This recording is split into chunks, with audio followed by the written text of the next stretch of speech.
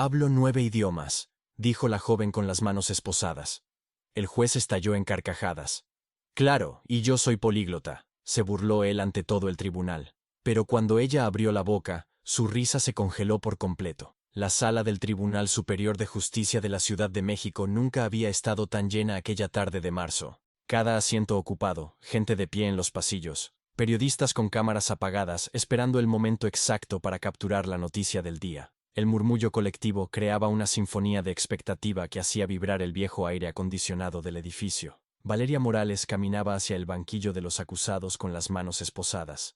Sus pasos resonaron en el silencio repentino que se instaló cuando el oficial Rodrigo Cruz gritó que la corte estaba en sesión. Todos se pusieron de pie mientras el juez Roberto Mendoza entraba por la puerta lateral, cargando una pila desorganizada de expedientes.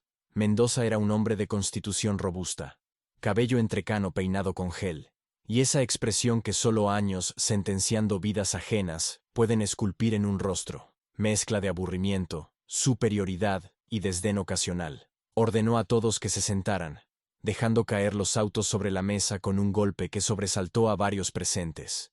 Valeria permaneció de pie entre dos oficiales, con la doctora Clara Rodríguez, su defensora pública, al lado izquierdo. Clara era una mujer de mediana edad que cargaba en los hombros el peso de demasiados casos y un salario insuficiente. Tenía ojeras profundas y ese temblor casi imperceptible en las manos que delata exceso de café y falta de sueño. El actuario anunció el expediente número 0047852-23.2024. Ministerio Público del Estado de la Ciudad de México contra Valeria Morales.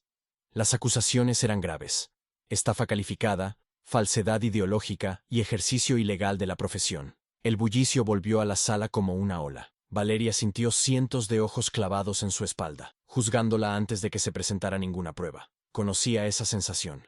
La había sentido toda la vida. El fiscal doctor Fernando Ríos se levantó con movimientos teatrales, ajustándose la corbata como si fuera un actor en el estreno de una obra.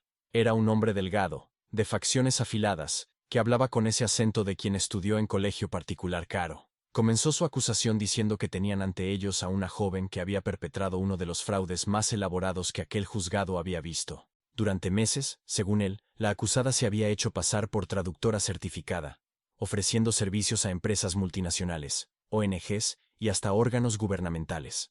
Ríos hizo una pausa dramática, caminando lentamente ante los presentes.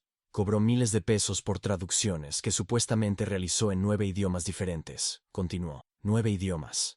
Pero la realidad, según el fiscal, era que aquella joven apenas había terminado la preparatoria en una escuela pública de Iztapalapa, y no poseía ninguna certificación, ningún diploma, ninguna credencial que avalara su supuesta capacidad lingüística. El fiscal entonces se volteó hacia Valeria con una sonrisa que pretendía ser comprensiva, pero que destilaba condescendencia. Dijo que entendía que la necesidad económica podía llevar a las personas a tomar decisiones equivocadas, pero que el fraude era fraude, independientemente de las circunstancias. Valeria apretó los puños dentro de las esposas. Cada palabra del fiscal era como un martillo golpeando su dignidad, no porque fueran verdaderas, sino porque nadie parecía interesado en escuchar su versión. El juez Mendoza hojeaba los autos con expresión aburrida, como si aquel fuera apenas un expediente más en su interminable lista de responsabilidades judiciales. Bostezó sin preocuparse por cubrir la boca y preguntó si la defensa tenía algo que declarar antes de proseguir, sin siquiera levantar la vista de los papeles. Clara Rodríguez carraspeó. Sus manos temblaban mientras sostenía su cuaderno de anotaciones gastado. Dijo que su cliente mantenía su inocencia, que las acusaciones presentadas se basaban en malentendidos y falta de comunicación con sus contratantes, y que la señorita Morales estaba dispuesta a demostrar que poseía las capacidades que afirmaba tener. El juez finalmente levantó la vista, sus cejas arqueándose con interés burlón. ¿Demostrar? ¿Y cómo exactamente planeaba demostrar que hablaba 9 idiomas? ¿Iba a cantar una canción en cada uno? Risas nerviosas brotaron del público. El juez sonrió, satisfecho con su propio humor. Clara intentó continuar, pero Mendoza la interrumpió con un gesto de mano. Dijo que había revisado el expediente, que su cliente tenía 24 años, había crecido en Iztapalapa, y según los registros, trabajaba limpiando oficinas antes de aquel supuesto negocio de traducciones. Mirando directamente a Valeria, el juez afirmó que no había ningún registro de educación superior, ninguna certificación internacional, nada que sugiriera que aquella joven podría hablar siquiera 3 idiomas, cuanto menos 9. Fue entonces cuando Valeria levantó la cabeza. Sus ojos, que habían permanecido fijos en el suelo durante toda la audiencia, se encontraron directamente con los del juez. Había fuego en esa mirada. Había años de humillación, de ser subestimada, de ser invisible. Pidió permiso para hablar, y su voz salió clara y firme. Mendoza la miró sorprendido. La mayoría de los acusados permanecía en silencio durante las audiencias preliminares, dejando que sus abogados hablaran por ellos. Pero había algo en la forma en que aquella joven lo encaraba que le causaba una mezcla de irritación y curiosidad. El juez preguntó si ella tenía algo relevante que añadir al expediente, con tono escéptico en la voz. Y entonces Valeria pronunció cada palabra con claridad cristalina, sin un ápice de duda en la voz. Hablo 9 idiomas, y puedo demostrarlo aquí mismo, ahora mismo, si su señoría me lo permite. El silencio que siguió fue tan profundo, que se podía oír el zumbido de las luces fluorescentes del techo. Todos los presentes se inclinaron hacia adelante, como si el universo mismo contuviera la respiración. Y entonces el juez Roberto Mendoza hizo algo que nadie esperaba. Lanzó la cabeza hacia atrás y soltó una carcajada. No fue una risa educada o contenida, fue una carcajada estridente, casi histérica, que hizo vibrar su corpulenta figura sobre la silla del estrado. Entre risas, exclamó que eso era increíble, que la acusada quería demostrar que hablaba 9 idiomas allí en su juzgado. Se limpiaba las lágrimas de los ojos con un pañuelo mientras otras risas se unían a la suya. El fiscal Ríos sonreía ampliamente, moviendo la cabeza con incredulidad. Algunos miembros del público se reían abiertamente, otros susurraban comentarios burlones. El juez logró controlar la risa lo suficiente para decir que apreciaba su creatividad, pero que aquel era un juzgado de justicia, no un programa de televisión. No iban a perder el tiempo del tribunal con demostraciones de circo. La voz de Valeria cortó el aire como un cuchillo. Preguntó si el juez creía que la justicia era un circo. La risa del juez se congeló instantáneamente. Sus ojos se entrecerraron, y por un momento un silencio peligroso llenó la sala. Su voz bajó a un tono amenazador al preguntar qué había dicho ella. Valeria dio un paso al frente, ignorando el tirón de advertencia que Clara Rodríguez le dio en el brazo. Con todo respeto, dijo. Usted acaba de reírse de mí sin haberme escuchado. Me ha juzgado sin permitirme presentar mi defensa. Si eso no es un circo, no sé qué es. El oficial Cruz dio un paso al frente, preparado para intervenir si la situación escalaba. Pero el juez levantó una mano para detenerlo. Mendoza se inclinó hacia adelante, apoyando los codos sobre la mesa. Reconoció que ella tenía coraje, pero dijo que el coraje no la iba a salvar de las pruebas en su contra. Valeria respondió que las pruebas mentían, o mejor dicho, que las personas que las interpretaron habían mentido, porque nunca se dieron a la tarea de verificar si ella realmente podía hacer lo que decía. El fiscal Ríos intervino desde su lugar, cuestionando por qué el Estado debería gastar recursos verificando las afirmaciones fantasiosas de alguien que claramente intentaba evitar las consecuencias de sus actos. Valeria se volteó hacia el fiscal, su voz ganando fuerza. Dijo que esa era su obligación, buscar la verdad, no presumir culpa basándose en prejuicios. El juez golpeó el martillo contra la mesa, exigiendo orden. Dijo que Valeria estaba pisando terreno peligroso y sugirió que se callara antes de que la acusara de desacato. Valeria respiró hondo. Podía sentir su corazón latiendo tan fuerte que pensó que todos en la sala podían escucharlo, pero no iba a retroceder. No esta vez. Había retrocedido toda la vida. Clara Rodríguez se apresuró a intervenir. Su voz trémula pero determinada. Solicitó formalmente que se permitiera a su cliente demostrar sus capacidades lingüísticas, argumentando que si ella podía probar que hablaba los idiomas que afirmaba, eso cambiaría fundamentalmente la naturaleza de aquel proceso. Mendoza la miró con una mezcla de incredulidad y hastío, preguntando si ella estaba realmente sugiriendo que convirtieran aquel juzgado en un examen de idiomas. La defensora respondió que estaba sugiriendo que le dieran a su cliente la oportunidad de defenderse adecuadamente, y preguntó si no era eso lo que representaba la justicia. El juez se recostó en la silla, que crujió bajo su peso. Miró a Valeria durante un largo momento, sus ojos evaluándola como si fuera un rompecabezas que no podía resolver. Había algo en aquella joven que lo inquietaba. No era solo su audacia, era la absoluta certeza en sus ojos. Finalmente, para sorpresa de todos en la sala, accedió. Dijo que le daría la oportunidad de pasar vergüenza públicamente. Pero cuando ella fracasara, y él estaba seguro de que iba a fracasar, añadiría desacato y obstrucción a la justicia a su ya considerable lista de problemas legales. El juez Se volteó hacia su actuario y ordenó que se pusiera en contacto con el Departamento de Letras de la UNAM. Necesitaba que enviaran 9 profesores, un especialista en cada uno de los idiomas que la señorita Morales afirmaba hablar. Valeria sintió una descarga eléctrica recorrer su cuerpo. Finalmente tendría su oportunidad. Finalmente alguien la escucharía. El juez Mendoza la miró con aquella sonrisa burlona que había perfeccionado durante décadas. Dijo que esperaba que ella supiera lo que estaba haciendo, porque cuando aquello terminara él no solo iba a declarar su culpa por estafa, sino que todo mundo iba a saber exactamente qué clase de mentirosa era. Con voz tranquila pero firme, Valeria respondió que no era mentirosa. Y cuando esto termine, su señoría tendrá que disculparse. La sala estalló en murmullos escandalizados. Nadie, absolutamente nadie, hablaba así al juez Mendoza. El martillo golpeó nuevamente exigiendo silencio. Mendoza encaraba a Valeria con una mezcla de furia y algo que podría haber sido respeto involuntario. Declaró que aquella audiencia quedaba aplazada hasta que los evaluadores estuvieran presentes. Sería dentro de 3 días. Y que ella creyera. Esos 3 días serían los últimos de libertad que disfrutaría por mucho tiempo. Mientras los oficiales la escoltaban fuera de la sala, Valeria no podía evitar preguntarse si había cometido el mayor error de su vida, o si finalmente había dado el primer paso rumbo a la vindicación que tanto anhelaba. Lo que ella no sabía era que los próximos días revelarían secretos que cambiarían no solo su destino, sino el de todos los presentes en aquella sala. El sonido metálico de las puertas cerrándose resonó como un trueno en los oídos de Valeria. El Centro de Reinserción Social Femenil, Santa Marta Acatitla, era un edificio de 3 pisos que olía a desinfectante industrial mezclado con desesperación humana. Las paredes blancas, descarapeladas en las esquinas, parecían absorber toda la luz natural que intentaba entrar por las pequeñas ventanas con barrotes.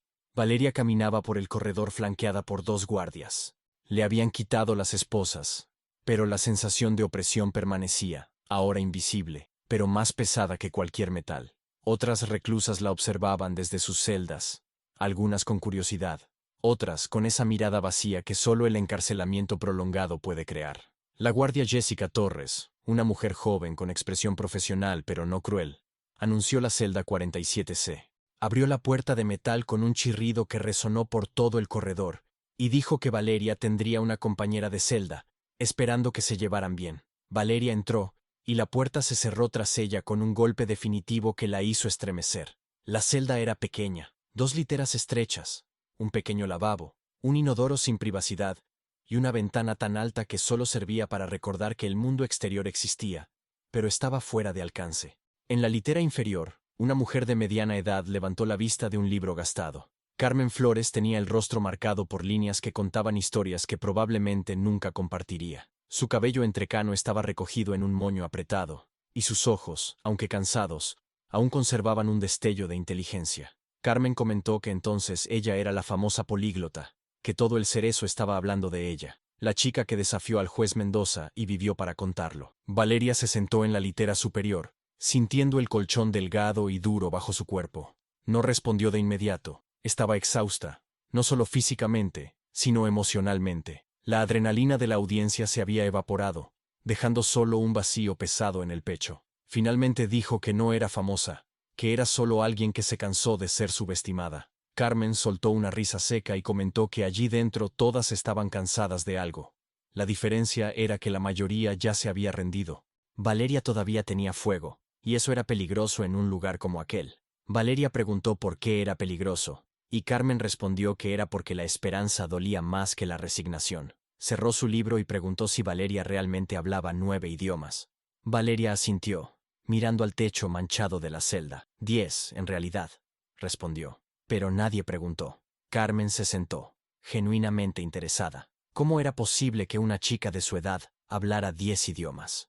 Por primera vez en días, Valeria sintió ganas de hablar. Tal vez porque Carmen no la miraba con burla o desdén. Tal vez porque en aquel pequeño espacio claustrofóbico, ambas eran solo 2 seres humanos, intentando sobrevivir. Valeria comenzó contando sobre su abuela, la abuela Rosa. Había trabajado toda la vida como empleada doméstica para familias de diplomáticos y ejecutivos extranjeros. Cada vez que una familia se iba, otra llegaba. Alemanes, franceses, chinos, japoneses, árabes. La abuela aprendió pedazos de todos esos idiomas para poder comunicarse, para ser indispensable. Carmen escuchaba en silencio, y Valeria continuó. Cuando sus padres murieron en un accidente de autobús, ella tenía apenas 5 años. Su abuela la acogió y la llevó consigo a todas aquellas casas. Mientras la abuela limpiaba, cocinaba y planchaba, Valeria se sentaba con los niños de aquellas familias. Jugaba con ellos, comía con ellos, aprendía de ellos. Su voz se quebró ligeramente al recordar que los diplomáticos cambiaban cada 2 o 3 años. Cada vez que hacía una amiga, esa amiga se iba. Cada vez que aprendía a comunicarse perfectamente en un idioma, llegaba una familia nueva con un idioma diferente. Pero nunca dejó de aprender. Era su forma de mantener vivos aquellos lazos, aquellas conexiones. Carmen preguntó sobre la abuela, y Valeria respondió que había muerto hacía 2 años de un ataque cardíaco. 50 años trabajando de sol a sol terminaron matándola. Valeria cerró los ojos con fuerza al contar que se quedó sola, sin educación formal, sin certificados que probaran lo que sabía, solo con idiomas en la cabeza y ninguna forma de demostrar que eran reales. Carmen concluyó que entonces ella comenzó a trabajar como traductora. Valeria confirmó, diciendo que intentó conseguir empleo en agencias oficiales, pero todas querían títulos universitarios, certificaciones internacionales. Nadie quería darle ni una oportunidad de demostrar lo que podía hacer. La frustración era palpable en su voz cuando contó que entonces creó su propio negocio. Ofrecía sus servicios por Internet, cobraba menos que las agencias grandes y hacía un trabajo impecable. Carmen preguntó entonces por qué estaba allí, y Valeria abrió los ojos, mirando directamente a su compañera de celda. Porque alguien decidió que era imposible que una chica sin título universitario pudiera hacer lo que ella hacía. Reportaron sus servicios como fraude, sin siquiera verificar la calidad de su trabajo. Y ahora ella estaba allí, esperando probar algo que nunca debería haber tenido que probar. El sonido de pasos acercándose interrumpió la conversación. La puerta se abrió y la guardia Torres apareció de nuevo, diciendo que Valeria tenía visita en la sala de consultas. Valeria bajó de la litera confundida. No había llamado a nadie, no tenía a quién llamar. La sala de consultas era un espacio pequeño dividido por una mesa metálica. Sentada del otro lado estaba Clara Rodríguez, su defensora pública. Pero no estaba sola. Junto a ella había una mujer que Valeria no conocía, elegante, profesional, con una carpeta de cuero sobre la mesa. Clara hizo las presentaciones. Aquella era la doctora Elena Vázquez, psicóloga forense. El fiscal Ríos había solicitado una evaluación psicológica antes de la próxima audiencia. Valeria sintió un nudo formándose en el estómago y preguntó por qué. La doctora Vázquez habló con voz calmada y profesional, explicando que era procedimiento estándar en casos donde el acusado presentaba comportamientos que podían considerarse inusuales. La confrontación de Valeria con el juez Mendoza había levantado algunas alertas. Valeria sintió la indignación creciendo. ¿Alertas? ¿Defenderse era comportamiento inusual? Clara intervino rápidamente, pidiendo que Valeria escuchara. El fiscal estaba intentando construir un perfil que sugiriera que ella tenía tendencias a la fantasía patológica.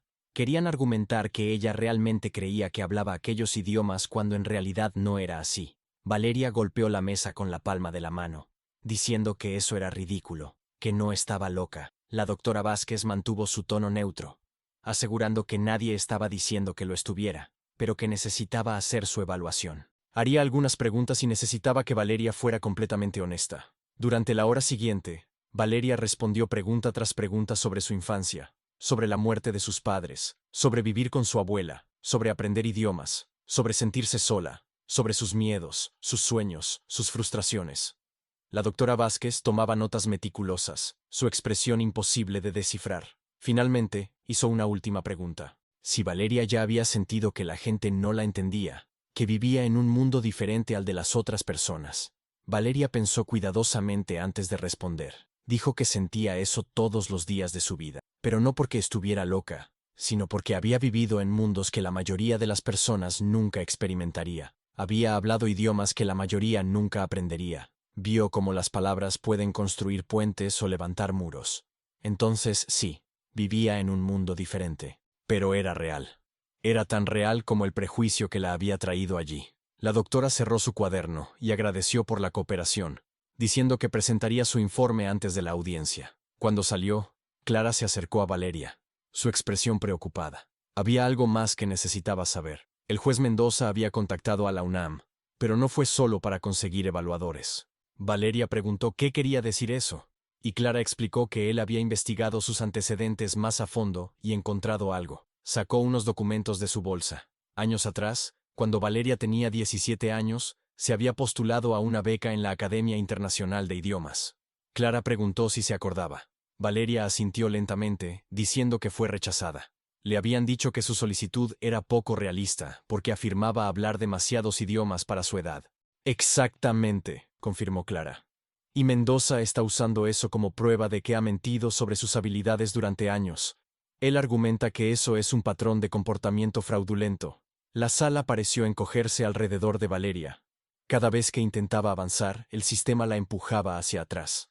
Cada intento de probar su valía se convertía en más pruebas en su contra. Preguntó si había algo más, temiendo la respuesta. Clara dudó antes de continuar. Los evaluadores que vendrían, Mendoza había pedido específicamente a los profesores más estrictos, conocidos por ser extremadamente exigentes. No vendrían para darle una oportunidad justa, vendrían para desenmascararla. El silencio que siguió fue aplastante. Valeria podía sentir el peso de todo el sistema judicial presionando contra ella, intentando aplastar aquella chispa de esperanza que aún ardía en su pecho. Preguntó cuánto tiempo tenía, y Clara respondió que eran 2 días. La audiencia sería pasado mañana. Valeria se levantó, su determinación renovada a pesar de todo. Entonces necesitaba usar cada segundo. Pidió que Clara consiguiera algo para ella, libros, materiales de estudio, en todos los idiomas que pudiera encontrar. Si iban a dificultarlo, entonces ella se prepararía como nunca en la vida. Clara la miró con una mezcla de admiración y tristeza. Incluso si probaba que hablaba aquellos idiomas, el fiscal tenía otras acusaciones. Los clientes que reportaron fraude, las quejas sobre traducciones incorrectas. Valeria la interrumpió. ¿Traducciones incorrectas? ¿Qué traducciones incorrectas? Había 3 clientes que afirmaban que las traducciones que ella hizo contenían errores graves que les costaron dinero y reputación. Valeria sintió como si le hubieran dado un puñetazo en el estómago. Eso era imposible, decía. Revisaba cada traducción 3 veces. Era meticulosa. Nunca habría entregado algo con errores graves. Clara preguntó si tenía copias de aquellas traducciones, y Valeria respondió que las tenía todas, en su computadora, pero la policía la había confiscado como evidencia. Clara hizo una anotación, diciendo que solicitaría acceso a aquellos archivos. Si conseguían probar que las traducciones estaban correctas, eso desarmaría parte de la acusación del fiscal. Cuando Valeria volvió a su celda, Carmen la esperaba con expresión curiosa. Preguntó si eran malas noticias. Valeria se dejó caer en la litera, respondiendo que eran cada vez peores.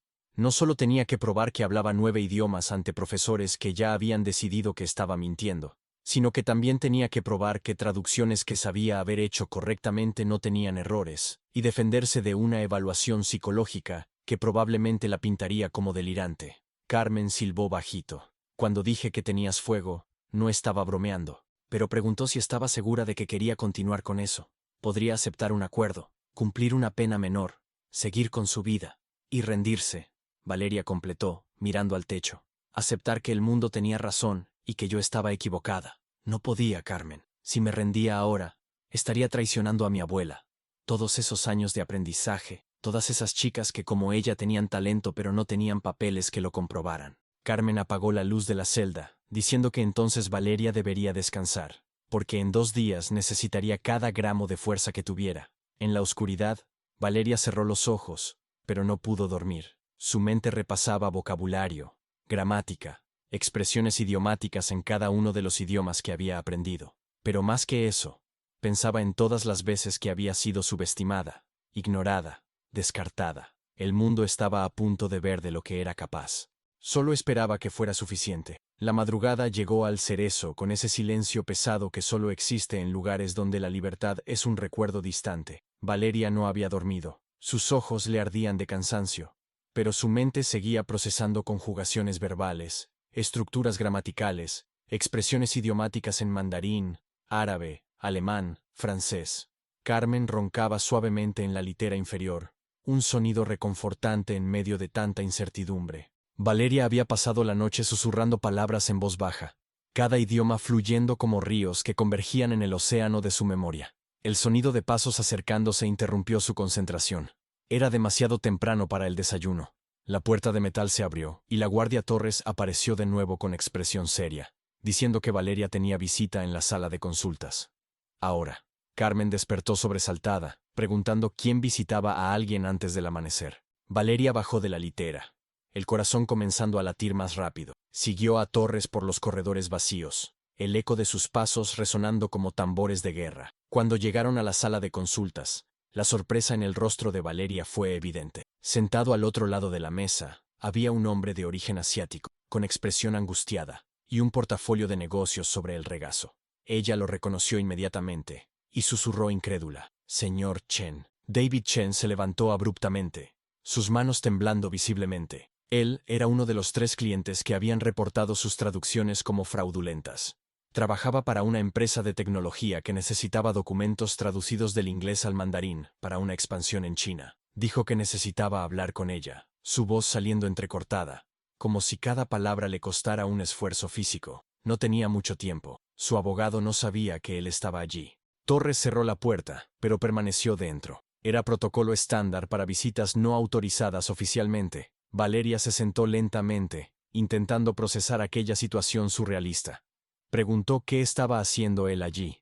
Chen se pasó las manos por el rostro, y Valeria notó las ojeras profundas, la tensión en sus hombros. Dijo que había venido a decir la verdad que debería haber dicho desde el principio. El silencio que siguió fue tan denso que Valeria podía escuchar su propio pulso. Chen entonces soltó las palabras como si hubiera estado conteniendo la respiración durante meses. Sus traducciones eran perfectas. Cada documento que ella había traducido para su empresa era impecable, mejor que cualquier agencia profesional que ellos habían usado antes. Los socios en Pekín quedaron impresionados con la precisión técnica y la sensibilidad cultural. Valeria sintió como si el piso se moviera bajo sus pies. «¿Entonces por qué?», preguntó. Chen bajó la mirada, la vergüenza evidente en cada línea de su rostro. Porque su jefe, el director ejecutivo, descubrió que él había contratado sus servicios sin verificar sus credenciales universitarias. El ejecutivo lo amenazó con despido si no encontraba una forma de justificar por qué había gastado fondos de la empresa con una traductora no certificada. Valeria sintió una mezcla de furia y vindicación creciendo en su pecho. Entonces él decidió destruir su vida para salvar su empleo. Chen levantó la vista, sus ojos brillando con lágrimas no derramadas. «No fue tan simple así», explicó. El doctor Roberto Fuentes, abogado corporativo de la empresa, sugirió que reportaran las traducciones como defectuosas. Dijo que era la única manera de recuperar el dinero y proteger a la compañía de cualquier responsabilidad legal. La voz de Valeria subió de tono. «¿Sugirió mentir?». Chen corrigió amargamente. «Sugirió proteger intereses corporativos. En el mundo de los negocios, señorita Morales, la verdad es secundaria a la supervivencia financiera». Pero él no había podido dormir desde que firmó aquella declaración falsa. Tenía una hija de su edad. Cada vez que miraba a su hija, veía el rostro de Valeria en las noticias, siendo humillada públicamente por algo que no había hecho. Valeria respiró hondo, intentando controlar las emociones que amenazaban desbordarse. ¿Por qué él le estaba contando eso ahora? ¿Por qué no antes del juicio? Chen admitió con voz quebrada. Porque era un cobarde. Porque necesitaba el empleo, el salario, la reputación. Pero ver lo que le habían hecho a ella, ver al juez Mendoza riéndose de ella en la televisión, fue demasiado. Su esposa le dijo la noche anterior que no podía seguir viviendo con un hombre sin honor. Y ella tenía razón. Sacó un sobre grueso de su portafolio. «Ahí está todo», explicó. Copias de las traducciones originales con las aprobaciones de los socios en Pekín. Correos electrónicos donde ellos elogiaban específicamente su trabajo, y su declaración jurada admitiendo que había mentido bajo presión corporativa. Valeria tomó el sobre con manos temblorosas. Era pesado, lleno de páginas que podrían cambiar completamente su caso. Preguntó suavemente si él entendía lo que eso significaba para él. Admitir falso testimonio podría llevarlo a la prisión. Chen sonrió tristemente. Lo sabía, pero prefería estar preso con su honor intacto que libre como un mentiroso. Su hija merecía un padre de quien pudiera sentirse orgullosa. Torres se acercó a la mesa, diciendo que necesitaba escoltarlo afuera. Aquella visita ya era irregular. Chen se levantó, pero antes de salir miró a Valeria directamente a los ojos. «Señorita Morales, usted es extraordinaria», dijo. «No deje que nadie la convenza de lo contrario. Y si me permite un consejo, cuando esté en esa sala mañana, no solo demuestre que habla esos idiomas, demuestre por qué eso importa.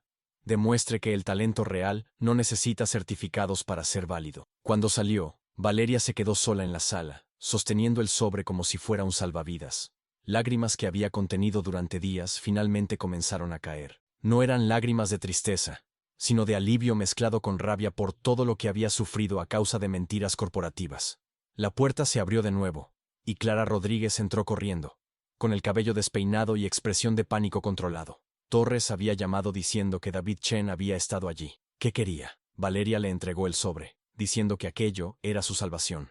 Mientras Clara revisaba frenéticamente los documentos, sus ojos se abrían con cada página. «Eso era increíble», exclamó. «Con eso podrían desmontar completamente las acusaciones de fraude. Podrían probar que las traducciones estaban correctas y que las denuncias fueron fabricadas». Valeria preguntó si sería suficiente. Todavía tenía que probar que hablaba los idiomas.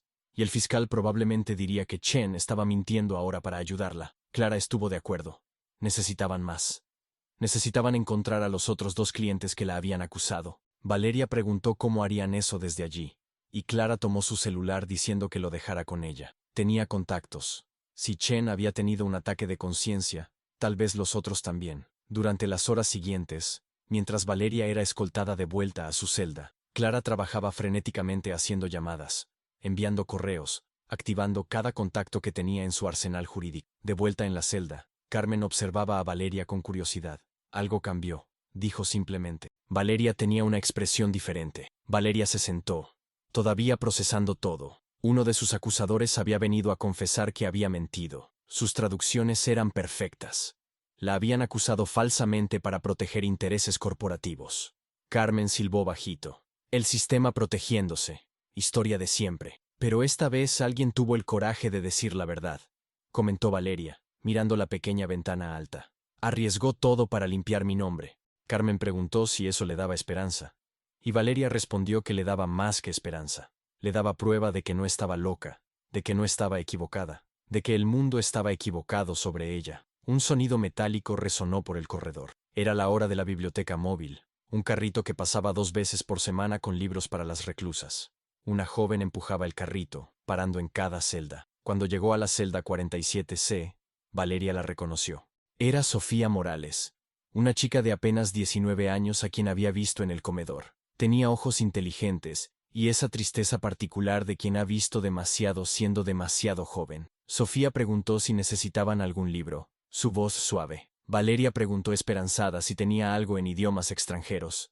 Los ojos de Sofía se iluminaron. ¿Valeria era la chica que iba a probar que hablaba 9 idiomas? 10, en realidad, Valeria corrigió. Sofía dijo que tenía algo para ella. Miró nerviosamente a ambos lados del corredor antes de sacar un paquete envuelto en papel. Su abogada le había pedido que llevara eso. No debía, pero creía en segundas oportunidades. Valeria desempacó el paquete y encontró 6 libros en diferentes idiomas: mandarín, árabe, ruso, alemán, francés e italiano. No eran libros comunes, eran textos técnicos, jurídicos, complejos. Sofía susurró que la abogada le dijo que practicara con esos. Los profesores al día siguiente intentarían hacerla tropezar con vocabulario técnico especializado. Valeria preguntó cómo sabía eso. Porque uno de ellos, el profesor Andrés Vallejo, vino a hacer una consulta jurídica aquí hace unos días, explicó Sofía. Lo oí hablar con el director sobre cómo desenmascarar a una impostora que afirmaba habilidades lingüísticas imposibles. La sangre de Valeria se heló. ¿Dijo algo más? Sofía confirmó que sí. Dijo que había preparado textos técnicos especializados en cada idioma. Vocabulario médico, jurídico, científico. Cosas que solo alguien con años de estudio universitario formal podría conocer. Carmen se sentó en la litera, comentando que eso era una mañe. Estaban preparando un examen hecho para que Valeria fracasara. Sofía añadió que no era una mañe si nunca prometieron ser justos. Valeria abrió el primer libro, sus ojos recorriendo las páginas en mandarín. Pero ella podía aprender, dijo. Siempre había podido aprender. Sofía señaló que tenía menos de 24 horas. ¿Cómo iba a memorizar vocabulario técnico en 6 idiomas en un día? Valeria la miró con esa determinación feroz que la había mantenido viva toda la vida, de la misma forma que había hecho todo lo demás, sin rendirse. Cuando Sofía se fue, Carmen observó a Valeria abrir libro tras libro, su concentración absoluta. ¿Sabe qué es lo más impresionante de usted?, preguntó Carmen después de un largo silencio. No es que hable idiomas, es que nunca acepta la derrota como opción. Su abuela solía decir, contó Valeria, que el mundo diría 1000 veces que ella no podía. Ella solo necesitaba probar una vez para demostrar que sí, podía. Valeria pasó el resto del día y toda la noche inmersa en aquellos libros. Apenas comió, apenas se movió. Carmen le traía agua, le recordaba respirar. Pero Valeria estaba en otro mundo, un mundo de palabras, significados, conexiones lingüísticas. Cuando la primera luz de la madrugada comenzó a filtrarse por la ventana alta, Valeria cerró el último libro. Sus ojos estaban rojos, su cuerpo temblaba de agotamiento, pero había algo diferente en su expresión. Carmen preguntó si estaba lista, y Valeria respondió que sí, estaba lista. Torres llegó temprano, diciendo que era hora, que su abogada la esperaba. Hoy era el día. Mientras caminaba por los corredores hacia la salida, otras reclusas comenzaron a golpear las puertas de sus celdas. No era un sonido amenazador, sino de apoyo. Muchas de ellas habían oído su historia. Muchas habían sido juzgadas por lo que el sistema creía que eran, en vez de por lo que realmente eran. Alguien le gritó que les demostrara. Otra voz se unió diciendo que no dejara que la aplastaran. Valeria sintió una energía extraña recorrer su cuerpo. No estaba sola. Nunca había estado sola. Todos aquellos rostros anónimos detrás de las puertas de metal eran recordatorios de que había más personas como ella, esperando una oportunidad de demostrar su verdad. Clara la esperaba en el área de procesamiento con algo inesperado. Una maleta. Valeria preguntó qué era eso. Su futuro, respondió Clara, si todo salía bien. Abrió la maleta revelando un conjunto profesional. Valeria no entraría en esa sala como una acusada. Entraría como la profesional que era. Mientras Valeria se cambiaba, Clara le dio las últimas noticias. Había encontrado al segundo cliente, que estaba dispuesto a testificar que su acusación también había sido falsa. El tercero todavía no respondía, pero 2 de 3 eran suficientes para crear duda razonable. ¿Y la evaluación psicológica?, preguntó Valeria. Clara hizo una mueca. La doctora Vázquez había presentado su informe. Era mixto. No decía que Valeria estuviera loca, pero tampoco la defendía completamente. Sugería que tenía personalidad no convencional con alta confianza en habilidades autodidactas. Valeria concluyó que eso era solo una forma elegante de decir que no confiaban en ella. Exactamente. Clara estuvo de acuerdo. Por eso necesita ser perfecta hoy. No solo buena, perfecta. El vehículo de transporte las llevó al tribunal. El edificio parecía diferente a la luz del amanecer. Más imponente, más intimidante, como un coliseo romano donde los gladiadores luchaban por sus vidas. Pero Valeria ya no era la misma persona que había entrado allí días atrás. Ahora tenía pruebas, tenía aliados y, más importante, tenía la verdad. La sala del tribunal estaba aún más llena que la primera vez. Cámaras de noticias ocupaban cada rincón permitido. Periodistas susurraban entre sí. Y en la primera fila, 9 profesores de la UNAM esperaban con expresiones que iban desde la curiosidad hasta el desdén abierto. El juez Mendoza entró con la misma arrogancia de siempre. Pero cuando su mirada se encontró con la de Valeria, algo cambió en sus ojos. Tal vez reconoció que aquella no sería la victoria fácil que había anticipado. Golpeó el martillo y murmuró que el espectáculo comenzaba. Y así comenzó el día que lo cambiaría todo. Si esta historia te está emocionando, deja tu like ahora y suscríbete al canal para no perderte la parte final de esta historia increíble. El martillo del juez Mendoza resonó como un disparo en la sala abarrotada. El murmullo colectivo se apagó instantáneamente, sustituido por una tensión tan densa que el aire parecía vibrar con anticipación. El juez pidió orden en la sala, sus palabras saliendo con ese tono autoritario que había perfeccionado durante décadas en el estrado. Sus ojos recorrieron la multitud antes de posarse en los 9 profesores sentados en una fila especial frente al estrado. Agradeció a los profesores de la UNAM por su presencia. Realizarían una evaluación que, francamente, él consideraba una pérdida de tiempo, pero que la acusada había insistido en hacer. El profesor Andrés Vallejo se levantó, ajustándose los lentes con un gesto que transmitía superioridad académica. Era un hombre de complexión delgada, cabello oscuro peinado hacia atrás con gel, y esa expresión de quien considera que el conocimiento formal es el único conocimiento válido. Vallejo comenzó con voz clara y académica, diciendo que él y sus colegas habían preparado una serie de evaluaciones rigurosas.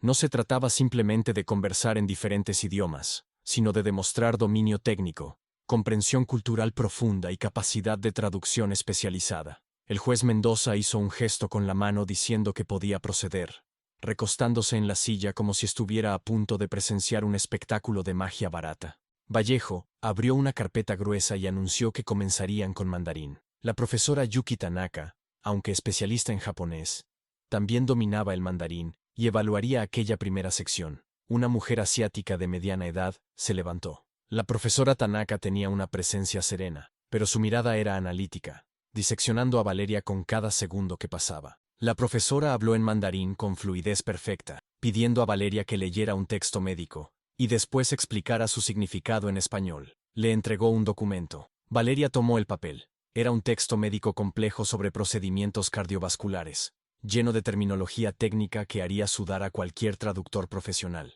La sala contuvo la respiración. Valeria leyó el documento en silencio durante 30 segundos. Entonces, sin vacilar, comenzó a hablar en mandarín fluido. Su pronunciación era impecable, sus tonos precisos. No solo leyó el texto, sino que lo explicó, añadiendo contexto cultural sobre cómo ciertos términos médicos chinos difieren en concepto de los occidentales.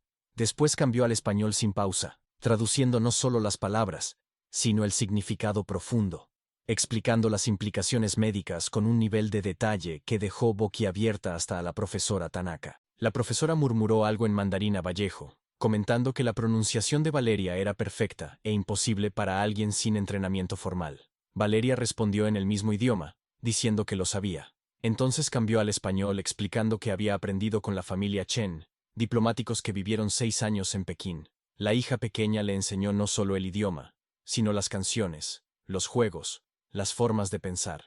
El idioma no era solo palabras, era alma. Un murmullo recorrió la sala. El periodista Marco Delgado garabateaba frenéticamente en su libreta. Aquello era oro periodístico. Vallejo dijo bruscamente que pasarían al siguiente idioma, claramente incómodo con lo que acababa de presenciar. Alemán.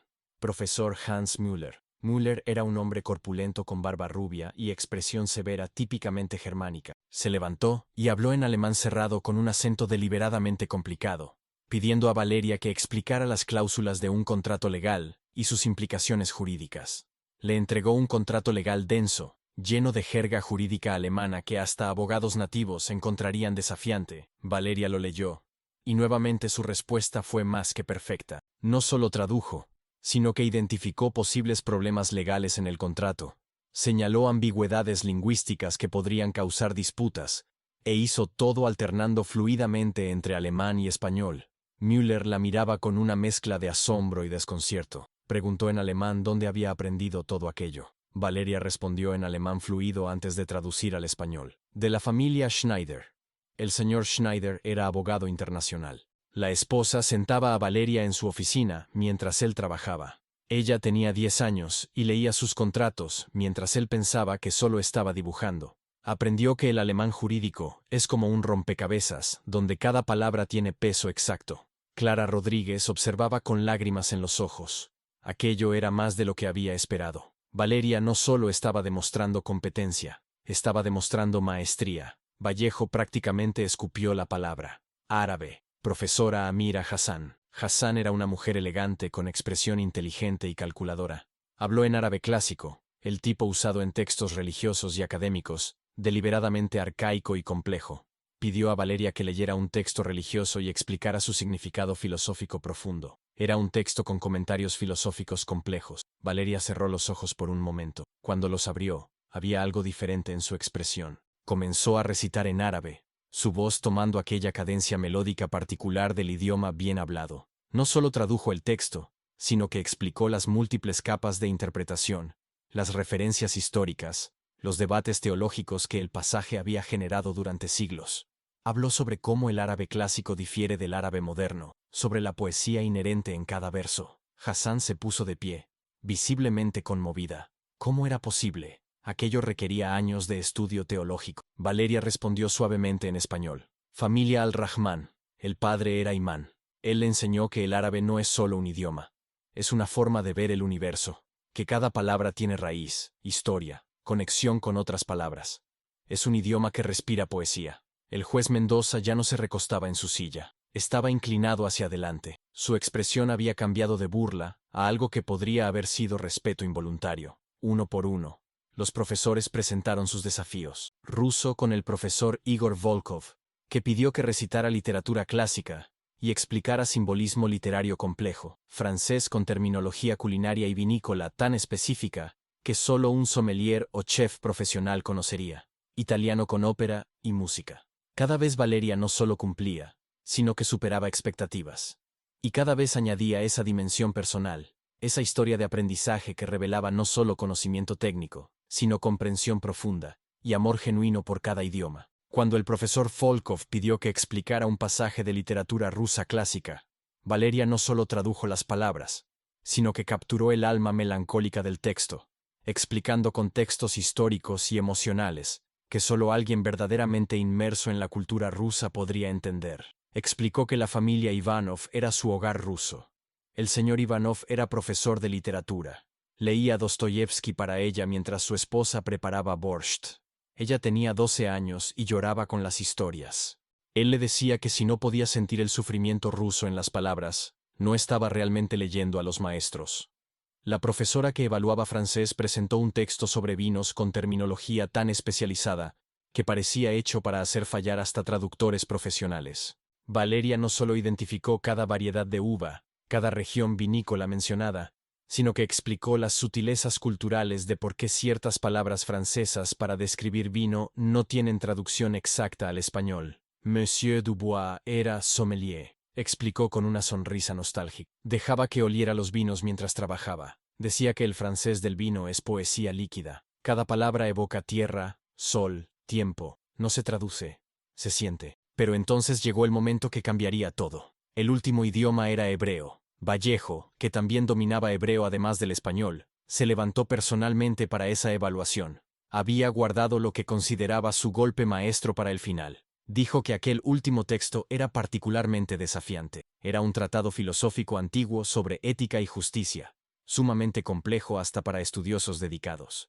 Entregó el documento a Valeria. Valeria comenzó a leer y de repente su expresión cambió. No era confusión o dificultad, era reconocimiento. Dijo lentamente que conocía ese texto. Vallejo sonrió con suficiencia, diciendo que dudaba mucho que ella hubiera tenido acceso a manuscritos filosóficos hebreos antiguos. Valeria levantó la vista, sus ojos brillando con algo peligroso. No el manuscrito, dijo. Ella conocía la traducción, porque ella la había hecho. El silencio que cayó sobre la sala fue absoluto. Hasta el sistema de ventilación pareció dejar de hacer ruido. Vallejo parpadeó, preguntando disculpa. Valeria señaló el documento. 6 años atrás, cuando tenía 17, trabajaba en un servicio de traducción en línea bajo seudónimo. Un cliente anónimo solicitó la traducción de aquel tratado filosófico del hebreo antiguo al español moderno. Pagó bien, pero pidió anonimato completo. Ella pasó 3 semanas trabajando en eso, investigando cada palabra, cada concepto. Fue uno de sus primeros trabajos profesionales.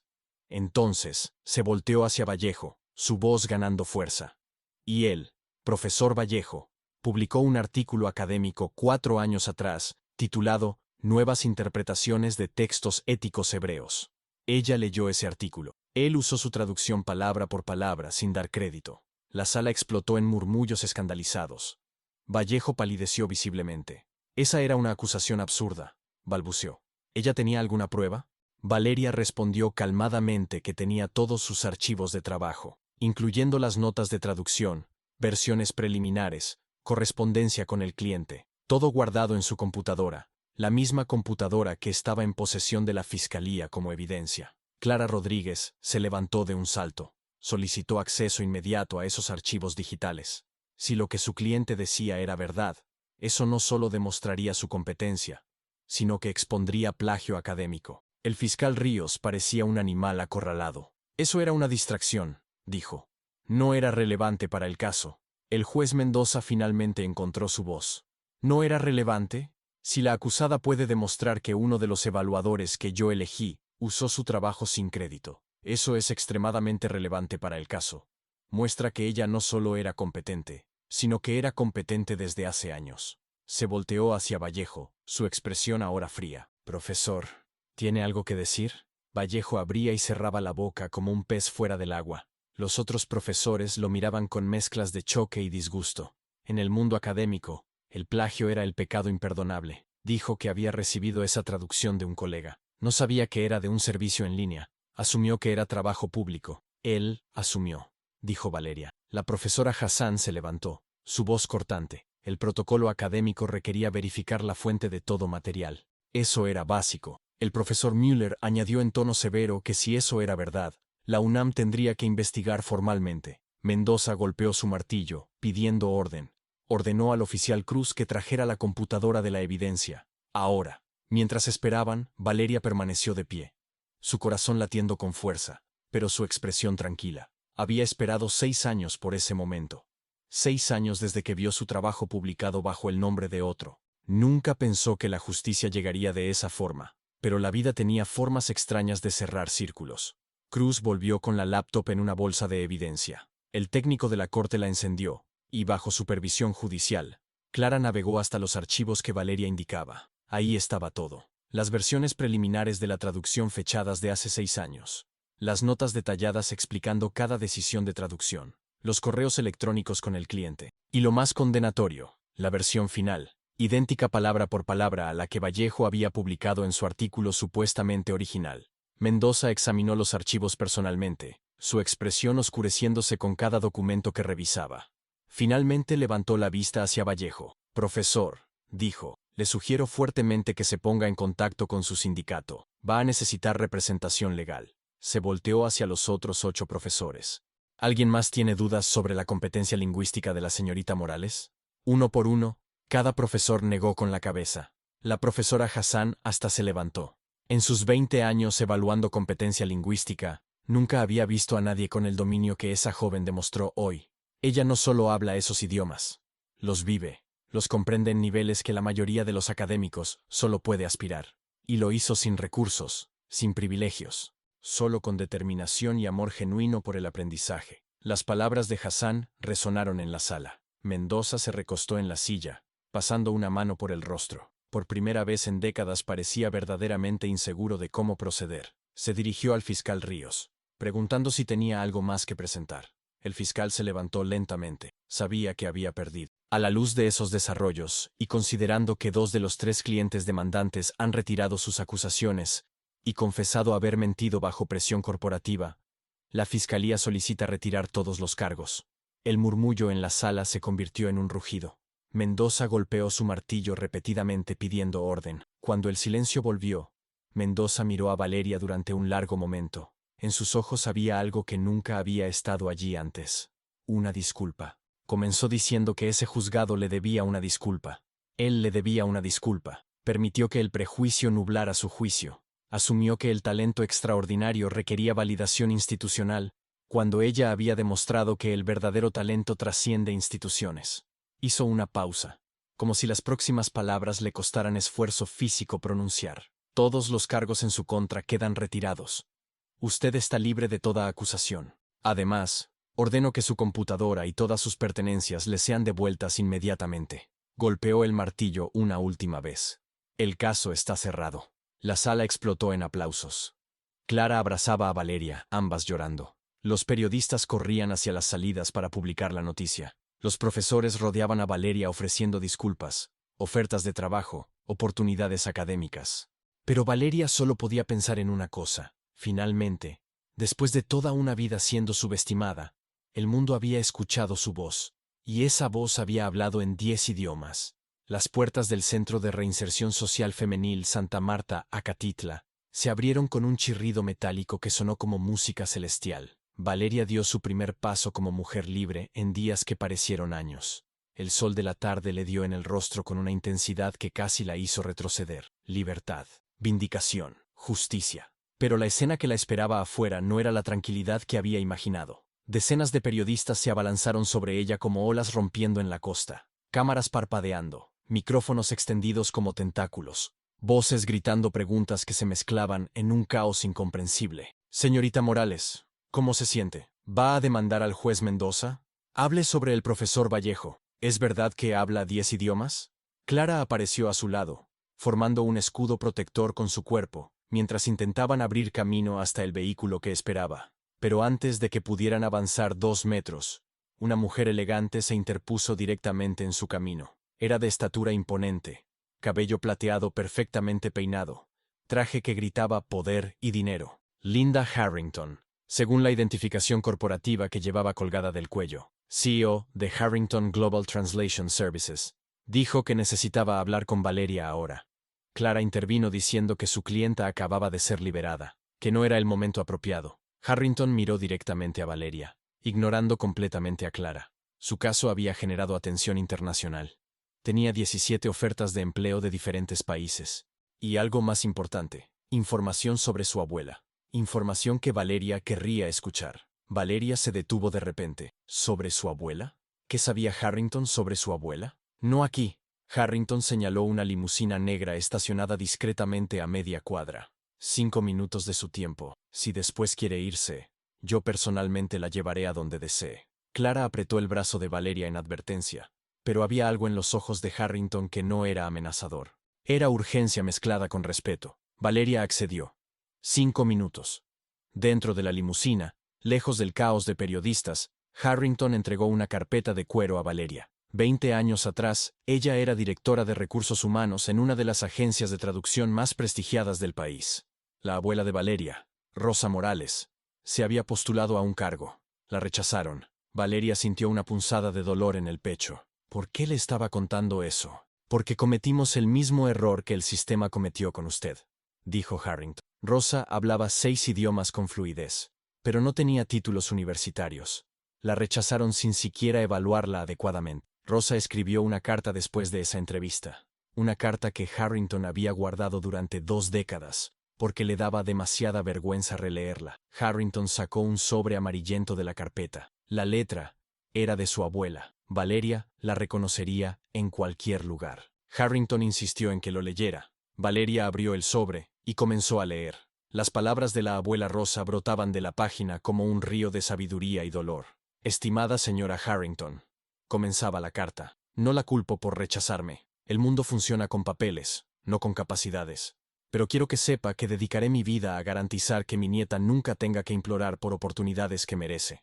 Le enseñaré todo lo que sé. Y algún día, cuando ella tenga éxito, espero que recuerde que el talento no necesita validación externa para ser real. Valeria terminó de leer con lágrimas rodando por sus mejillas. Su abuela siempre había sabido, siempre había planeado prepararla para un mundo que las rechazaría a ambas.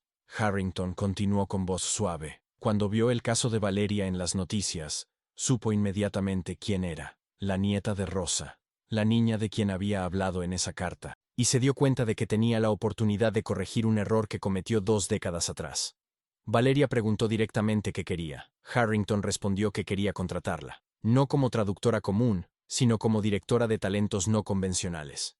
Su trabajo sería identificar y reclutar personas como ella, personas con habilidades extraordinarias pero sin credenciales tradicionales, personas que el sistema ignora. La oferta era tentadora, casi demasiado buena para ser real. Pero algo en la expresión de Harrington le decía a Valeria que había más. Valeria presionó, preguntando qué más había. Harrington sonrió levemente. Era perspicaz. Bien. Había algo más, sí. Su abuela había trabajado para muchas familias diplomáticas, como Valeria sabía, pero había una familia en particular, los Morrison, para quienes trabajó durante los últimos 5 años de vida. Eran diplomáticos británicos. Salieron del país abruptamente 3 años atrás y dejaron algo para Valeria, algo que la abuela pidió que guardaran hasta que estuviera lista. El señor Morrison había contactado el día anterior después de ver su caso en las noticias. Estaba en la ciudad y quería reunirse con ella. Antes de que Valeria pudiera responder, su teléfono, recién devuelto por la policía, comenzó a sonar incesantemente. Llamadas perdidas, mensajes de texto, notificaciones de redes sociales explotando. Un mensaje en particular llamó su atención. Era de un número desconocido con prefijo internacional. Señorita Morales, decía el mensaje. Soy el agente Samuel Cross de la Organización Internacional de Refugiados. Su historia resonó con millones. Tenemos una propuesta que podría cambiar vidas. Por favor, contacte urgentemente. Clara, que revisaba su propio teléfono, levantó la vista con expresión de choque. Valeria necesitaba ver eso. Le mostró su pantalla. El video de la audiencia se había vuelto viral. Más de 15 millones de visualizaciones en menos de 6 horas. El hashtag, Justicia para Valeria, era tendencia mundial. Pero no era solo eso. Había otro video publicado minutos atrás. Alguien filtró las grabaciones de seguridad del Cerezo. En ellas se veía claramente a Valeria estudiando durante toda la noche, murmurando en diferentes idiomas, preparándose con una determinación que rayaba en lo sobrehumano. Clara murmuró que todo el mundo estaba hablando de ella. Era un símbolo ahora. Valeria respondió con voz cansada que no quería ser un símbolo, solo quería vivir su vida. Harrington intervino pragmáticamente. Demasiado tarde para eso. Ahora tiene una plataforma. La pregunta es, ¿qué va a hacer con ella? El teléfono volvió a sonar. Esta vez era un número que Valeria reconocía. Carmen, su compañera de celda. La voz de Carmen sonaba urgente. Valeria necesitaba volver. Era urgente. Tenía que ver con el director del Cerezo. Resultaba que él también tenía secretos. Y Carmen creía que estaban conectados con la abuela de Valeria, pero no podía hablar por teléfono. Valeria tenía que ir hasta allí. La llamada se cortó abruptamente. Valeria miró a Clara con alarma creciente. Algo estaba mal. Carmen sonaba asustada. Antes de que pudieran decidir qué hacer, otra figura apareció en la ventana de la limusina. Un hombre mayor, de unos 60 y pocos años, con expresión gentil pero urgente. Golpeó suavemente el vidrio. Harrington bajó la ventana y lo saludó. Doctor Ruiz. El hombre agradeció que ella lo hubiera contactado. Hablaba con un acento que parecía tener rasgos británicos. Era Fernando Ruiz. Trabajó como médico personal de la familia Morrison durante años. También atendió a la abuela de Valeria, la abuela Rosa, en sus últimos meses. Valeria salió de la limusina sintiendo que el mundo giraba demasiado rápido. ¿Usted conoció a mi abuela? La conocí muy bien, respondió. Y hay cosas sobre su muerte que usted necesita saber. Cosas que Rosa me hizo prometer que contaría cuando el momento fuera correcto. Valeria preguntó qué cosas. Y el doctor Ruiz miró nerviosamente alrededor. No aquí. Hay personas que preferirían que cierta información permaneciera enterrada. Su abuela no murió de un simple ataque cardíaco. Había complicaciones que mantuvo en secreto. Complicaciones relacionadas con algo que descubrió mientras trabajaba para los Morrison. El corazón de Valeria comenzó a latir con fuerza. ¿Qué descubrió? Documentos, respondió Ruiz. Información sensible sobre redes de tráfico que usaban familias diplomáticas como cobertura. Su abuela los reportó a las autoridades apropiadas, pero murió antes de poder testificar formalmente. El mundo de Valeria se detuvo. ¿Está diciendo que mi abuela fue...? El doctor la interrumpió rápidamente. No sabía con certeza. Lo que sabía era que Rosa había dejado evidencia guardada, evidencia que los Morrison protegieron tras su muerte. Y ahora que Valeria estaba en evidencia pública, había personas que querían asegurar que esa evidencia nunca saliera a la luz. Clara se posicionó protectoramente al lado de Valeria. Esas eran acusaciones graves. ¿Él tenía pruebas? Ruiz dijo que tenía los registros médicos completos de Rosa. Y tenía las cartas que ella le escribió en sus últimos días. Cartas donde mencionaba específicamente que si algo le pasaba, él debería contactar a su nieta cuando estuviera fuerte enough para manejar la verdad. Sacó un sobre grueso de su maletín. Eso era solo el principio. Su abuela había documentado todo meticulosamente. Nombres, fechas, rutas de tráfico. Guardó todo en una caja de seguridad en un banco internacional. Y Valeria era la única persona autorizada para abrirla. Valeria tomó el sobre sintiendo su peso no solo físico, sino emocional. ¿Dónde estaba esa caja? Ginebra, Suiza. Banco Internacional Helvetia. Su abuela le dio las instrucciones exactas antes de morir. Dijo, cuando Valeria demuestre al mundo de lo que es capaz, cuando ya no pueda ser ignorada o silenciada, entonces estará lista para saber toda la verdad. Las palabras resonaron en el silencio de la limusina. Toda su vida Valeria había pensado que su abuela era simplemente una trabajadora doméstica que amaba los idiomas. Pero ahora estaba descubriendo que había sido mucho más. Una mujer que vio injusticias y tuvo el coraje de enfrentarlas, incluso sabiendo el precio que podría pagar. Ruiz añadió, su expresión volviéndose aún más seria, que había algo más. El tercer cliente que la había acusado, aquel que nunca retiró los cargos, se llamaba Ricardo Blackwood. Trabajaba para una corporación de seguridad privada con conexiones profundas en círculos diplomáticos. Él no creía que fuera coincidencia que Blackwood fuera el único que mantuvo las acusaciones hasta el final. Valeria sintió un escalofrío recorrer su espalda. ¿Está sugiriendo que mi acusación fue orquestada?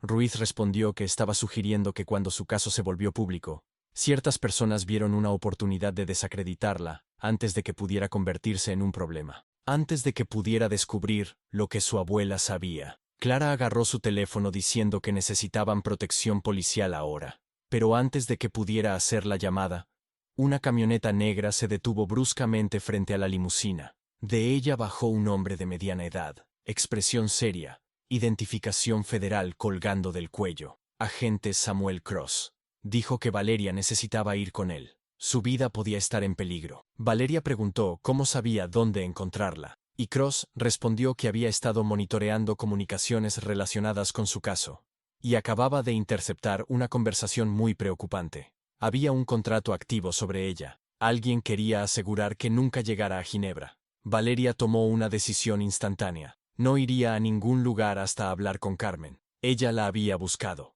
El agente Cross insistió en que no entendía la gravedad. Pero Valeria fue firme. Había una amiga que arriesgó todo para ayudarla cuando nadie más lo hizo. No la abandonaría ahora. Clara dijo que iría con ella. El doctor Ruiz intervino inesperadamente diciendo que si había conexión entre el director del Cerezo y lo que su abuela descubrió, Valeria necesitaba saberlo, y él podía ayudar a protegerla. Harrington cerró su teléfono diciendo que tenía contactos en seguridad privada. Podría tener un equipo allí en 10 minutos. Cross suspiró reconociendo que había perdido esa batalla. Está bien, pero yo voy con ustedes. Y si veo algo sospechoso, salimos inmediatamente. 15 minutos después, estaban de vuelta en el Cerezo. El edificio que Valeria dejó con alivio, ahora la recibía con una sensación de amenaza que no había sentido antes. Las luces fluorescentes parpadeaban, proyectando sombras inquietantes en los corredores blancos. La guardia Daniela Cortés, una joven guardia de expresión amable que siempre había sido gentil con Valeria, las esperaba en la entrada. Agradeció a Valeria por haber venido. Carmen estaba muy alterada. Seguía diciendo que el director tenía algo que ver con su abuela. No entendía qué significaba. Pero Carmen insistía en hablar solo con Valeria. Cross preguntó con tono profesional dónde estaba el director Méndez.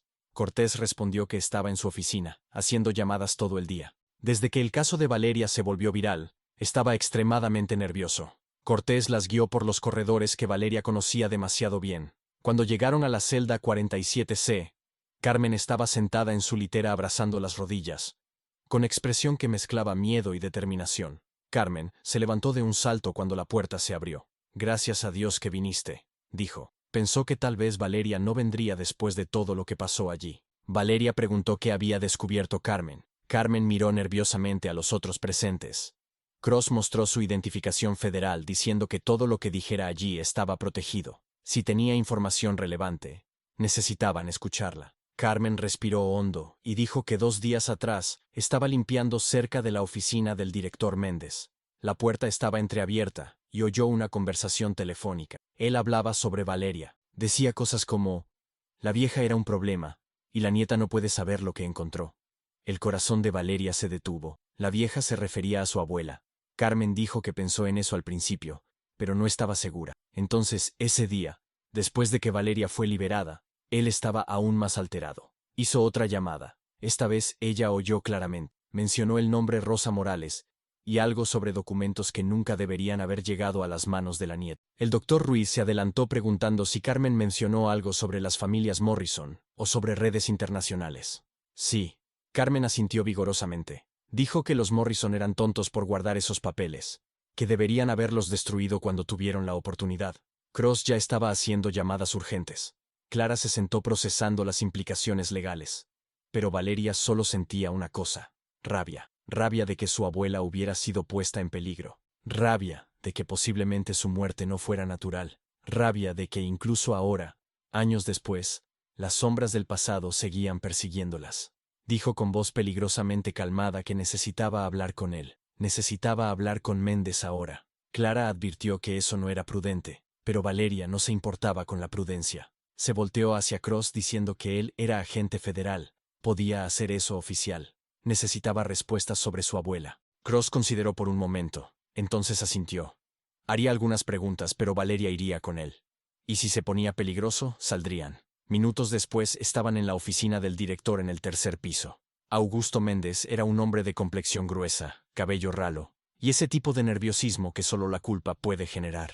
Cuando Cross entró mostrando su identificación federal, el color drenó del rostro de Méndez. Cross dijo que tenía algunas preguntas sobre Rosa Morales, y Méndez respondió que no conocía a nadie con ese nombre. Su voz, temblando ligeramente. Valeria entró en la oficina ignorando el intento de Cross de detenerla. Mentiroso, dijo. Mi abuela trabajó limpiando este cerezo durante su último año de vida. Usted la conocía, y al parecer, también sabía lo que ella había descubierto. Méndez se puso de pie abruptamente diciendo que no sabía de qué hablaba. Cross sacó su grabadora diciendo que tenía testigos que lo oyeron hablar sobre la vieja y sobre documentos. ¿Quería explicar eso? El director comenzó a sudar visiblemente. Sus ojos volaban entre Cross, Valeria y la puerta, como un animal acorralado buscando escapatoria. Finalmente dijo, derrotado, que conoció a Rosa. Ella trabajó allí limpiando durante meses. Era buena mujer, callada, pero un día vino a él con información peligrosa. Decía que mientras trabajaba para las familias diplomáticas vio cosas. Documentos sobre personas siendo movidas ilegalmente, familias usadas como cobertura para operaciones criminales. Le mostró copias. Pidió ayuda para reportar a las autoridades apropiadas. Valeria preguntó con voz apenas audible si él ayudó. Méndez bajó la mirada incapaz de enfrentar sus ojos. Dijo que no. Tuvo miedo. Las personas involucradas eran poderosas, tenían conexiones, tenían dinero. Entonces reportó las intenciones de Rosa a otra persona. El silencio que cayó en la oficina fue más pesado que cualquier acusación verbal. Valeria susurró las palabras apenas audibles. Usted la traicionó. Mi abuela confió en usted y usted la vendió. Méndez tenía lágrimas corriendo por su rostro. No sabía qué iban a hacer. Solo le dijeron que la mantendrían vigilada, que asegurarían que no causara problemas. Nunca pensó que la matarían. Valeria completó la frase, y Méndez sollozó abiertamente. No sabía si lo hicieron. La muerte fue natural según todos los reportes. Pero siempre se preguntó, siempre vivió con esa duda. Cross ya hablaba por teléfono solicitando equipos forenses, órdenes de arresto, investigaciones completas. El doctor Ruiz puso una mano gentil en el hombro de Valeria. Había algo más que su abuela le había dado antes de morir. De su maletín sacó un sobre pequeño desgastado por el tiempo. Rosa pidió que se lo entregara cuando estuviera lista. Y él creía que ese era el momento. Con manos temblorosas, Valeria abrió el sobre. Dentro había una carta escrita con la letra de su abuela. La misma letra que vio en cuadernos de recetas, en notas de compras, en mensajes de amor maternal. Mi querida Valeria, comenzaba. Si estás leyendo esto, significa que ya no estoy contigo. Significa que el doctor Ruiz cumplió su promesa. Y significa que finalmente eres lo suficientemente fuerte para conocer toda la verdad. Durante toda tu vida te enseñé idiomas.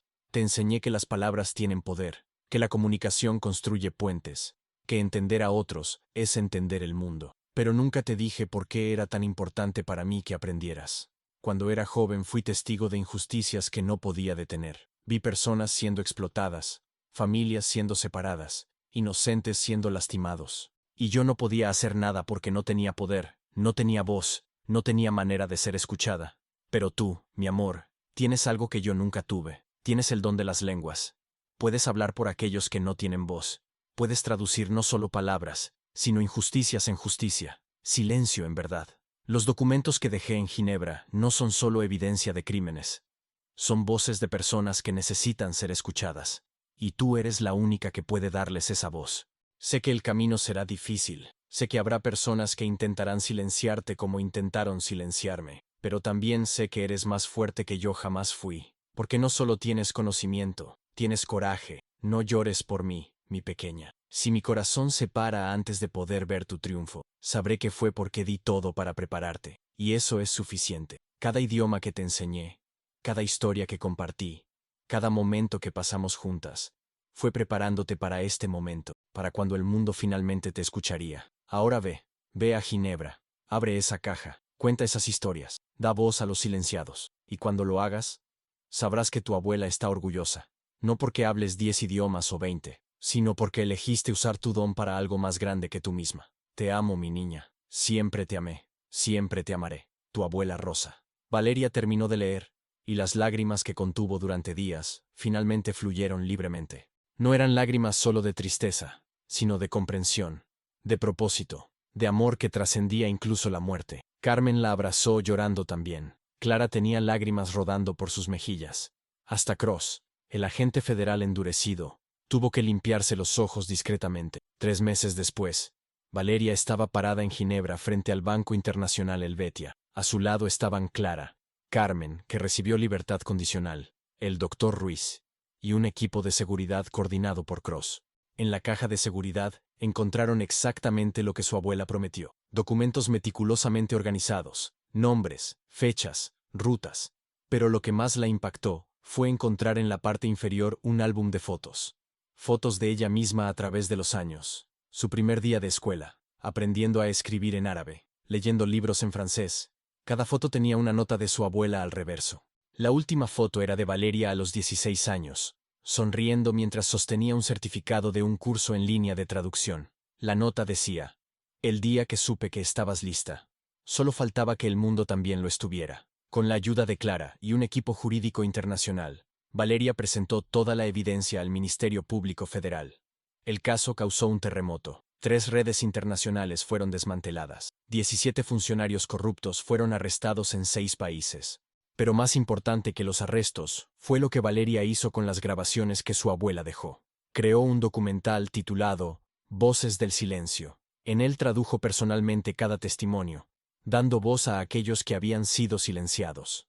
El documental se volvió viral globalmente. Más de 100 millones de visualizaciones en la primera semana. Gobiernos se vieron obligados a responder. Políticas cambiaron. Vidas fueron salvadas. Valeria aceptó la posición en Naciones Unidas como traductora especial de derechos humanos, pero con una condición: que la posición incluyera un programa para identificar y capacitar a otros jóvenes talentos sin credenciales formales.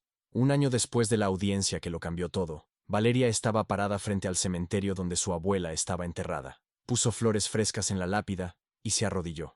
Abuela, habló suavemente, terminé lo que usted comenzó. Las voces que usted ayudó a proteger ahora están siendo escuchadas por el mundo entero.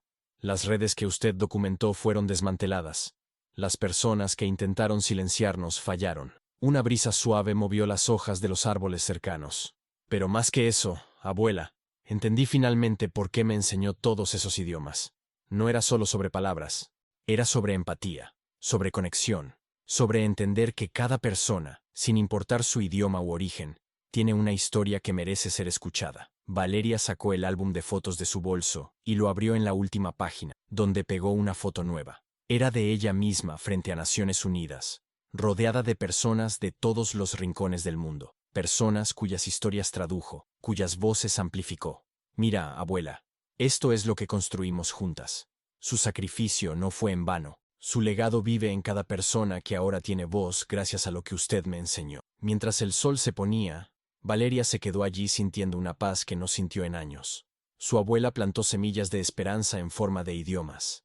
Esas semillas habían crecido en un jardín de justicia que continuaría floreciendo mucho después de que ambas se hubieran ido. Al día siguiente, Valeria dio su primera clase en el programa que creó. 30 jóvenes de diversos contextos, todos con talentos extraordinarios, pero sin credenciales formales, la miraban con esperanza y admiración. Comenzó diciendo que su abuela solía decir que el talento no necesita certificados para ser real, solo necesita oportunidades para brillar. Ellos estaban allí porque cada uno tenía un don único. Su trabajo no era enseñarles, sino ayudarlos a reconocer el poder que ya tenían dentro. Una joven en la primera fila levantó la mano preguntando cómo sabrían si eran lo suficientemente buenos. Valeria sonrió recordando cuando ella misma hizo esa pregunta. Por el hecho de que están aquí. Porque se atrevieron a intentar cuando el mundo les dijo que no podían. Esa determinación, ese coraje, es más valioso que cualquier título universitario. Meses se convirtieron en años. El programa de Valeria creció, expandiéndose a 20 países. Miles de jóvenes talentos encontraron oportunidades que de otra forma nunca habrían tenido. En una ceremonia especial en Naciones Unidas, Valeria recibió el Premio Internacional de Derechos Humanos. Mientras sostenía el reconocimiento, pensó en todas las personas que habían hecho posible ese momento. En su discurso de aceptación, Valeria no habló sobre sus logros. Habló sobre su abuela. Rosa Morales nunca tuvo un título universitario. Nunca recibió reconocimiento oficial por su trabajo. Pero ella entendió algo que el mundo está apenas comenzando a aprender. Que el valor de una persona no se mide en certificados, sino en carácter, no en credenciales, sino en coraje. Su voz se quebró ligeramente con emoción. Este premio no es mío. Es de ella. Es de cada persona que alguna vez fue subestimada, ignorada, silenciada. Es un recordatorio de que el talento extraordinario puede venir de lugares ordinarios, y que a veces las personas más poderosas son aquellas que el mundo nunca notó. La ovación que siguió duró 5 minutos completos.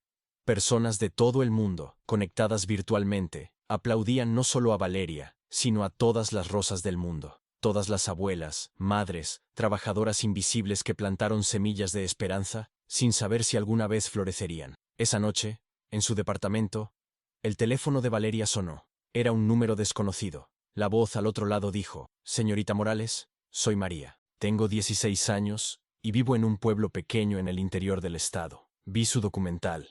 Hablo 5 idiomas que aprendí con turistas que visitaban mi ciudad.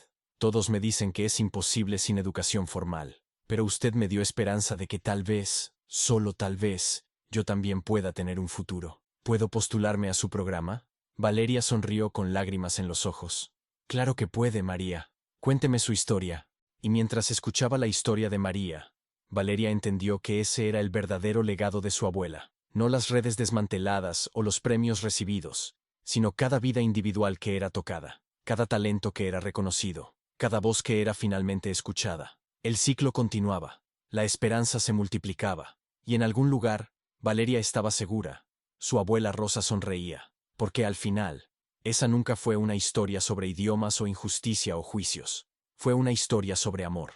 Amor de una abuela que preparó a su nieta para cambiar el mundo. Amor que trascendió muerte, tiempo y circunstancia. Y ese amor, traducido en 10 idiomas y 1000 actos de coraje, había iluminado el mundo. 2 años después de la absolución, Valeria recibió una carta. Era de David Chen, el ejecutivo que tuvo el coraje de confesar primero. Cumplió 6 meses de prisión por falso testimonio, pero ahora estaba libre. Estableció una fundación dedicada a apoyar talentos no convencionales.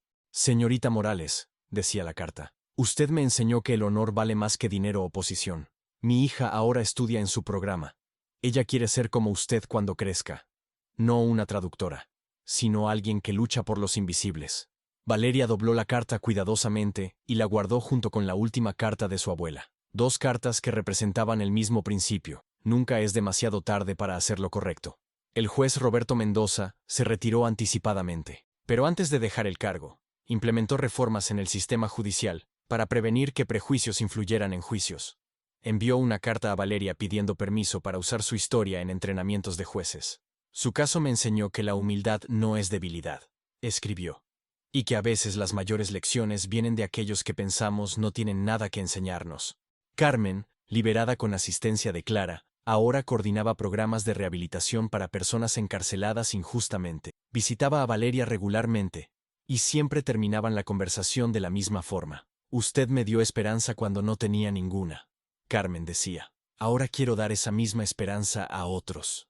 La profesora Amira Hassan de la UNAM se convirtió en mentora personal de Valeria. Juntas desarrollaron un método de enseñanza de idiomas basado en inmersión cultural y conexión emocional, no en memorización mecánica. Sofía Morales, la joven que arriesgó su trabajo en el Cerezo para ayudar a Valeria, recibió beca completa para estudiar trabajo social, patrocinada por el programa que Valeria estableció. Y el profesor Andrés Vallejo fue despedido de la UNAM después de una investigación que confirmó múltiples casos de plagio. Su caída sirvió como advertencia para otros académicos sobre la importancia de la integridad.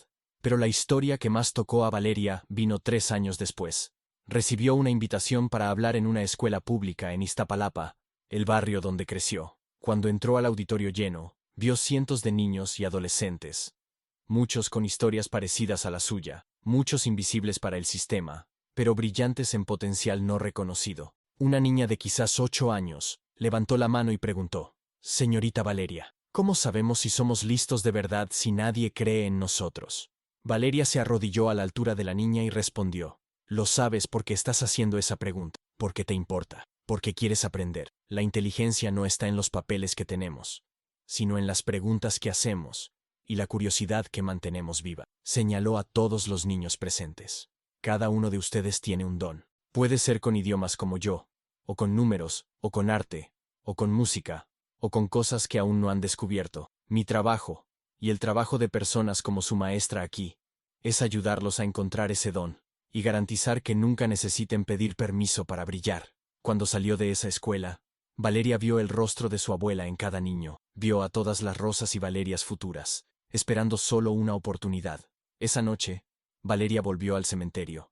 No era aniversario ni fecha especial, solo necesitaba estar cerca de su abuela. Se sentó en el suelo al lado de la lápida y comenzó a hablar. Esta vez no en español, sino alternando entre todos los idiomas que aprendió: mandarín, árabe, alemán, francés, ruso, italiano, japonés, inglés, español, portugués.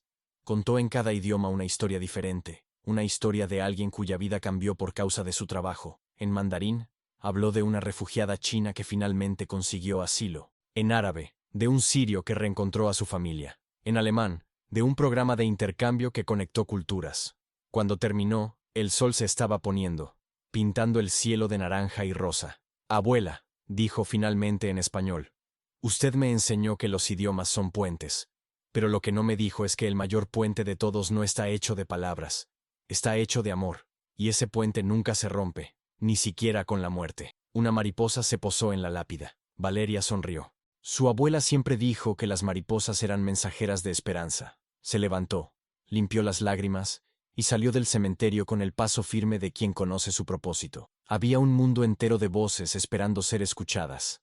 Había miles de Marías esperando una oportunidad. Había injusticias esperando ser corregidas. Y Valeria Morales, la chica de Iztapalapa que hablaba 10 idiomas, la chica que el sistema intentó aplastar pero no pudo, estaba lista para la siguiente batalla, porque aprendió la lección más importante que su abuela le enseñó. El talento puede abrir puertas, pero es el coraje el que las atraviesa. Y ella atravesaría cada puerta que fuera necesaria para garantizar que nadie más necesitara probar su valía en un tribunal. Esposado y humillado, el mundo finalmente estaba escuchando. Y las voces del silencio, una por una, comenzaban a cantar. Si te emocionó esta historia, deja tu like ahora y suscríbete al canal. Activa la campanita porque cada semana hay una historia nueva. Y deja en los comentarios, ¿cuál fue el momento que más te marcó en esta historia? Leemos todos los comentarios. Hasta la próxima historia.